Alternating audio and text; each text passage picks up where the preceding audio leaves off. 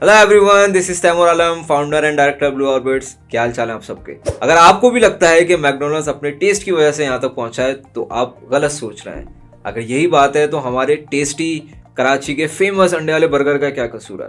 वो तो उससे ज़्यादा टेस्टी है, उसके हैम बर्गर से भी ज़्यादा टेस्टी है हमारे अंडे वाले बर्गर। लेकिन क्या वजह है कि हमारे अंडे वाला बर्गर आज भी वहीं है और मैकडोनल्ड्स पूरी दुनिया भर में फैल गया। तो आइए जानते हैं इसके पीछे के 3 रीज़न जिसकी वजह से मैकडोनल्ड्स आज इस पोजीशन पे है। तो सबसे पहले बात करते हैं पहला स्टेप जो उन्होंने लिया, वो था इनका प्रोसेस। दुनिया में फास्ट फूड का नाम बनाने वाले या यूं कहें कि पायनियर फास्ट फूड के वो मैकडोनल्ड्स थे। एक फूड इंडस्ट्री, एक ऐसी इंडस्ट्री, उसको रेवोल्यूशनाइज किया फास्ट फूड का नाम देखें। इन्होंने शुरू दिन से इस बात को फोकस किया कि हमने तेज़ डिलीवरी किस तरीके से करनी है, क्योंकि इनकी फ्रेंचाइज या यूं कह लें कि इनका पहला जो रेस्टोरेंट था उसके बाहर बहुत लंबा रश होता था। इन्होंने देखा कि इस रश को कितनी तेज़ी से हम एंटरटेन कर सकते हैं। इन्होंने अपना पूरा किचन को रेवोल्यूशनाइज कर दिया। इस तरीके से रेवोल्यूशनाइज किया, विद इन अ मिनट जो भी इनका कस्टमर होता था विद इन अ मिनट उसको डिलीवर करते थे उसका ऑर्डर।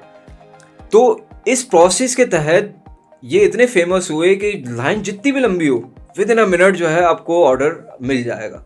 अब ये प्रोसेस हमारे अंडे वाला बर्गर नहीं बना सका। उसकी वजह यह है कि वहाँ पे एक बंदा खड़ा हुआ है जो कि अंडा बना रहा है, एक बंदा खड़ा हुआ है जो कि बर्गर उसको फ्राई कर रहा है और उसको असेंबल कर रहा है और डिलीवर कर रहा है।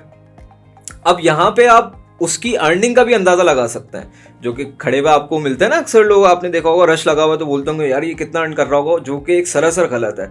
वो बहुत ज़्यादा अर्न नहीं कर पा रहा। अब इसको यूँ समझें कि वो दिन में मैक्सिमम 12 घंटे दे पाता होगा अपने ठेले को।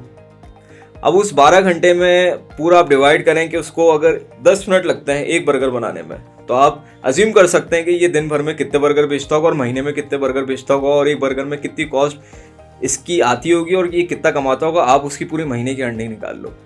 ये बात हुई अब प्रोसेस की कंप्लीट। अब बात करते हैं इसके दूसरे मेथड की। दूसरा मेथड था मेन्यू को रेवोल्यूशनाइज करना। मेन्यू को किस तरीके से इन्होंने रेवोल्यूशनाइज किया?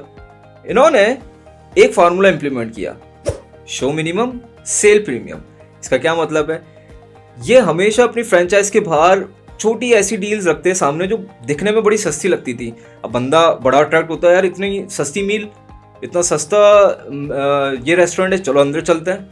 जैसे ही वो अंदर जाता था उसको प्रीमियम बेच दिया करते थे। अब इसका फ़ायदा क्या हुआ? इन्होंने टारगेट किया इस तरीके से एक मिडिल क्लास आदमी को। अब वो किस तरीके से टारगेट किया? उसको कम दिखाया, पीछे से ज़्यादा महंगा बेचा, प्लस मेन्यू में ऐसी डील्स का इजाफा किया जो कि बच्चों को अट्रैक्ट कर सके, जस्ट लाइक हैप्पी मील। उसके अंदर से आपने देखा होगा बच्चों के टॉयज निकलते हैं। अब बच्चा जब उसको एक टॉय मिलता है फ्री का तो वो बड़ा एक्साइटेड होता है। वो उसके दिमाग में बन जाता है कि नेक्स्ट टाइम भी मैंने अम्मी अब्बू को इधर ही लेकर आना है। अब जब नेक्स्ट टाइम भी कोई प्लान बनता तो वो अपने वालिदैन के सामने जिद पकड़ लेता था कि मुझे तो मैकडोनल्ड्स जाना है क्योंकि उसको टॉय मिलना था। अब आपको पता है कि बच्चों की जिद के आगे तो वालिदैन को हथियार डालना पड़ता है।